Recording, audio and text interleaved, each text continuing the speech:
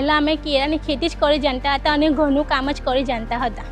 નવી કોઈ જાણકારી કે રોજગાર હતી ને, ત્યારબાદ સખી મંડળમાં જોડાયા પછી અમને આ ઉદ્યોગ કરવાની જાણકારી મળી. અમારા ખેતરમાં કેળાનું ઉત્પાદન થાય છે, પરંતુ તે ઠરનો કચરો રહી જતો હતો. સખી મંડળમાં જોડાયા બાદ આ ખેતીની તાલીમ દરમિયાન અમને ખબર પડી કે આ જ કચરામાંથી ઉચ્ચ ગુણવત્તાનું ફાઇબર બની શકે છે.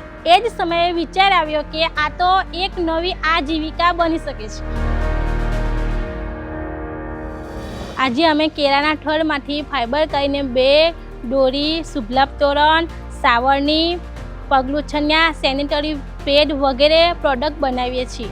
આ કામથી અમને મહિને 10 થી 15 હજારની આવક મળે છે. GLPC NRL મારફતે ₹1.5 લાખની CC લોન મળી તે અમારા માટે ખૂબ જ અગત્યની મદદરૂપ બની, જેનાથી અમે મશીન, ડ્રાયર, ફાઇબર કટર વગેરે ખરીદી શક્યા અને અમારા કામને વેગ મળ્યો.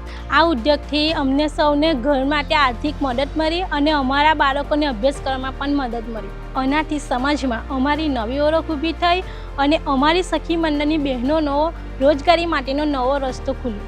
હું આ તમામ પ્રગતિ માટે હૃદયથી GLPC NRLM અને ગુજરાત સરકારશ્રીનો આભાર માનું છું. મારે અન્ય બહેનોને એટલું જ કહેવાનું છે કે પ્રયત્ન કરો, તાલીમ લો, સખી મંડળમાં જોડાઓ, કચરો પણ કમાણી બની શકે છે.